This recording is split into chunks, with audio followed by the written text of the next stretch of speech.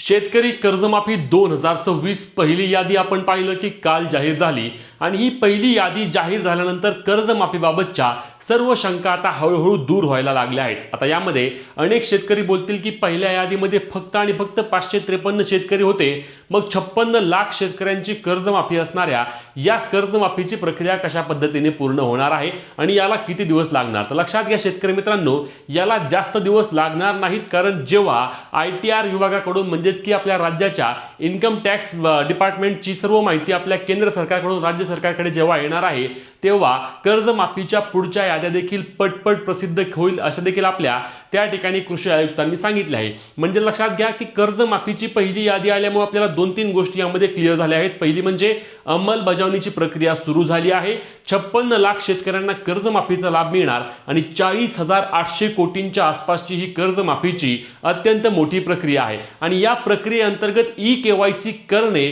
बंधनकारक करण्यात आले आहे आणि ई-केवायसीची पद्धत देखील बदलली गेली आहे। म्हणूनच तुम्ही कर्जमाफीसाठी पात्र असल्यास, प्रोत्साहनपर अनुदानासाठी पात्र असल्यास ही व्हिडिओ तुमच्यासाठी खूप महत्त्वाची आहे, कारण लक्षात घ्या ई-केवायसी कंपल्सरी आहे तरच तुम्हाला या कर्जमाफीचा लाभ मिळणार आहे। हे आज पुन्हा एकदा त्या ठिकाणी आपल्या सहकार मंत्र्यांनी देखील स्पष्टपणे सांगितलं आहे। या ई-केवायसी केल्याशिवाय तुम्हाला या कर्जमाफीची रक्कम जमा होणार नाही आणि कर्जमाफीची जी काही रक्कम असणार आहे ती तुमच्या बँक खात्यामध्ये, जे काही तुमचं कर्ज खातं आहे त्या कर्ज खात्यामध्ये ही रक्कम जमा केली जाणार आहे आणि याची नवीन प्रक्रिया नक्की कशा पद्धतीने पार पाडणार आहे आणि या कर्जमाफीच्या पुढील याद्या कधी येतील, कारण लक्षात घ्या सुरुवातीच्या पहिल्या यादीमध्ये फक्त 553 शेतकऱ्यांचा समावेश आहे। खरं तर ही यादी दिवंगत उपमुख्यमंत्री अजितदादांना श्रद्धांजली स्वरूप त्या ठिकाणी प्राथमिक स्वरूपामध्ये आम्ही यादी जाहीर करतोय असे देखील आपल्या सहकार मंत्र्यांनी देखील सांगितलं। आज राज्याचा म्हणजेच की आता आज व्हिडिओ करतोय म्हणजे तुम्ही उद्या व्हिडिओ पाहणार आहे, म्हणजेच की काल राज्याच्या मुख्यमंत्र्यांचा देखील वाढदिवस होता आणि त्या वाढदिवसाचे औचित्य साधून ही यादी सुरुवातीला प्रसिद्ध केली आहे, जी महत्त्वाची यादी असणार आहे, ज्यामध्ये राज्यातील बहुतांश शेतकऱ्यांचा समावेश असणार आहे। ती यादी येत्या 2 ते 3 दिवसांमध्ये येणार आहे आणि लक्षात घ्या ज्या पहिल्या यादीमध्ये ज्या शेतकऱ्यांची नावे आहेत आणि ते शेतकरी ई-केवायसी करतील त्यांना 30 जुलैच्या आधी त्या ठिकाणी कर्जाची जी काही रक्कम आहे त्यांची कर्जमाफीची रक्कम त्यांच्या बँक खात्यामध्ये थेट जमा केली जाणार आहे आणि त्यामुळे ही कर्जमाफीची प्रक्रिया अशा पद्धतीने पार पडत आहे। आता ही नवीन ई-केवायसी नक्की कशी करायची आहे ही याबाबत आपण माहिती जाणून घेऊया। तर लक्षात घ्या शेतकरी मित्रांनो, कर्जमाफीची पहिली यादी 553 शेतकरी पात्र झाले आहेत। यामध्ये आपण पाहिलं की पुणे असेल, ठाणे असेल, त्यासोबतच अमरावती असेल, सातारा असेल, अशा 7 ते 8 जिल्ह्यांमधील शेतकऱ्यांची, ते देखील जिल्हा मध्यवर्ती बँकांमधील शेतकऱ्यांची प्राथमिक स्वरूपातील यादी जाहीर केली आहे।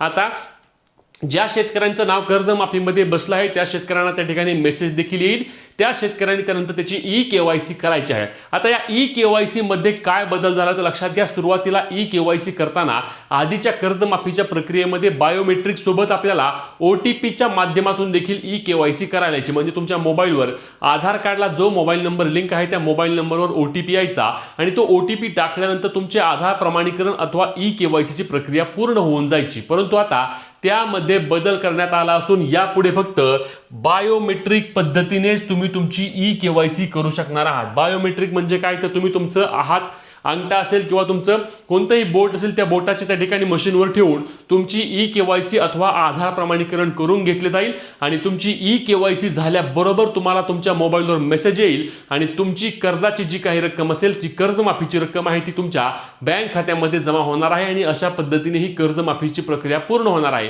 मग शेतकरी मित्रांनो, तुम्हाला काय करायचं आहे, जर कर्जमाफीमध्ये तुमचं नाव आलं, यादीमध्ये नाव आलं असेल तर तुम्हाला तुमच्या जवळील त्या ठिकाणी आपले सरकार सेवा केंद्रामध्ये जायचं आहे।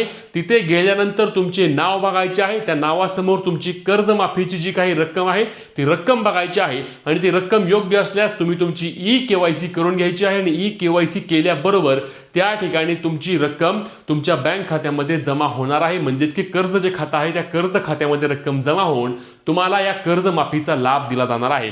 लक्षात घ्या या कर्जमाफीमध्ये 32 लाख शेतकरी असे आहेत की ज्या 32 लाख शेतकऱ्यांना कर्जमाफीचा लाभ मिळणार आहे आणि त्यासोबत उर्वरित 23 लाख शेतकऱ्यांना त्या ठिकाणी 50,000 रुपये प्रोत्साहनपर अनुदान मिळणार आहे आणि 40,800च्या आसपास त्या ठिकाणी 40,800 कोटींची ही कर्जमाफीची प्रक्रिया असणार आहे, जी सुरुवातीला 34,000 कोटी होती, परंतु आपण पाहिलं की 2019च्या GR मधील किंवा 2019ला जे काही निर्णय आणि त्यासोबतच 50,000 रुपये अनुदानासाठी टाकलेल्या अटी, या अटी काढून टाकल्यामुळे त्या ठिकाणी शेतकरी कर्जमाफीची रक्कम देखील वाढली आहे.